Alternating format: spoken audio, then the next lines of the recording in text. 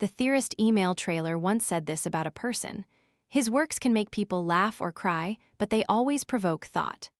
Guy de Maupassant, the master of short stories and great French realist critic, also created such a work with his novel, A Woman's Life Asterisk. The protagonist, Jean, was born with a silver spoon in her mouth. She seemed to have every condition for a fulfilling and happy life. Her family was incredibly wealthy, and she herself was kind, gentle, and lived without vanity. Yet this character ultimately met a sorrowful end. What could lead such a person to an unhappy life? After reading this book, you'll understand that it's not that life never favors anyone, but that each of us, like Jean, has repeatedly abandoned the choice to be happy. And that is because we fail to hold onto our own lowest boundaries. Unable to find happiness because she didn't uphold her lowest boundaries. In people's eyes, Jean was an incredibly fortunate girl. She was the only child, born into a wealthy, noble family, pampered by her parents since childhood. Before her marriage, her parents decided to leave her the most famous manor in their lineage. Jean grew up living a leisurely, carefree life. By the age of 17, this young woman had fallen in love, full of dreams about the prince of her life. Someone introduced her to a tall, handsome, and refined young nobleman named Julien. Jean fell for him at first sight, and he immediately planned a romantic proposal. Everything unfolded as expected. They quickly married, and Jean felt like the luckiest girl in the world at that time. However, not long after, like a villain, he quickly showed his true colors. Taking advantage of his wife's naivety, Julien seized her manor. Once he had complete financial control, Jean became worthless to him. He showed her no respect, living selfishly and incredibly parsimoniously. Whenever he was displeased, he would instantly become irritable and cold, no longer maintaining the dignity of a nobleman he once displayed. One day, he unjustly beat a servant and heavily accused Jean's parents of not knowing how to manage their household. Her parents were so enraged that they moved out that very night.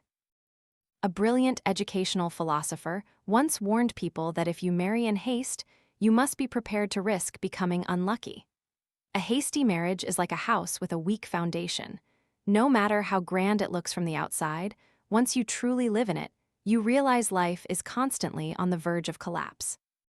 The greatest risk in Jean's life was that she didn't understand that while attraction might begin with looks, respect for talent, or compatibility in habits, ultimately, everything depends on character. You will find that the foundation of any relationship always rests on a person's character. There's a famous saying: for a relationship to last, it must ultimately rely on the lowest boundary of one's character. What does this mean? Simply put, before delving deep into any relationship, be it love or friendship, we need to set a lowest boundary for the kind of character we can accept in that person. This boundary is like an inherent principle within you. There are things that, if not crossing that line, you can learn to be tolerant and accepting, giving the other person a chance to grow, and allowing both of you to build and maintain the relationship. But there are also things that, if they cross this boundary, for instance, if you see dishonesty, arrogance, violence, selfishness, or self-interest in the other person, then you absolutely must know how to stop immediately. There's a saying that the root of all human suffering stems from a lack of boundary awareness. If you easily lower your principles and allow the other person to cross your lowest boundaries, then ultimately, the one who gets hurt can only be yourself. Just like Jean's family, who saw Julien's true colors but chose to let things slide. And Jean herself, she just swallowed her anger and repeatedly consoled herself. Be calm, endure it, forget it. Then, finally, Jean discovered that Julien had long been having an affair with the maid, Rosalie. It was then that she broke down and wanted to end the relationship with this deceitful and unfaithful husband. Yet, once again, her resolve to uphold her lowest boundaries wavered. Chaco advised her that since she was pregnant, she should let everything go. And in this way, Julien was accepted by them once more. Jean once said, "Luck and misfortune both have their reasons. Happiness and sorrow are not merely the dictates of fate, but stem from the principles and attitudes we choose to live by." Those who cannot find happiness are those who, from the very beginning, abandon their own principles of life. Unbounded tolerance is a disaster. Not long after their son, Beau, was born, Julien threatened his parents with suicide if they didn't provide him with money. Initially a few thousand, then hundreds of thousands, until eventually, even the entire villa had to be mortgaged. Jean's father was so enraged by this that he died. Jean had to leave the villa where she grew up, moving to a small house in the village and living like an ordinary peasant woman. Instead of saying the entire family was ruined by their unruly son, Beau, it's more accurate to say that everything was ruined by Jean's boundless tolerance. If you tolerate and forgive selfishness, greed, cunning, and cruelty, your magnanimity is no different from pushing them deeper into a pit. Treble once said, "Humans have two hearts, one that swells with passion and one that must know how to forgive." But we must understand that forgiveness must have its limits, otherwise, we will suffer endlessly. Happiness is not for those who refuse to grow. Jean's son drove her to madness. She traveled to London alone, but after leaving home, she suddenly realized she was completely lost in the city.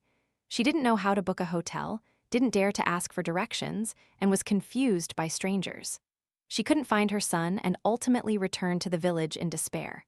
From then on, Jean locked herself in her house and spoke to no one. Every morning, she would stand blankly by the window, gazing at the sky, then go downstairs to sit by the fireplace all day. Jean, from the very beginning of her life, had rejected the desire to mature. Looking back, fate had been very kind to Jean. Even when she fell into an abyss, she had 3 opportunities to change and save herself. Yet, she refused them all. The first time was after her honeymoon when she saw her deceitful husband's true colors. She should have rightfully seized her assets and expelled him from the house, but she chose to endure blindly. The second time was after her husband's death, when she was freed from a painful marriage. At that point, she could have started a new life.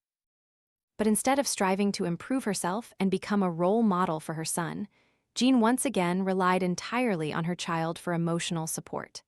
And the third time, when her son was corrupted, despite all the advice not to coddle him excessively, she continued to forgive him, ultimately leading to the destruction of her entire family. Are there many weak, extreme people like Jean in this world?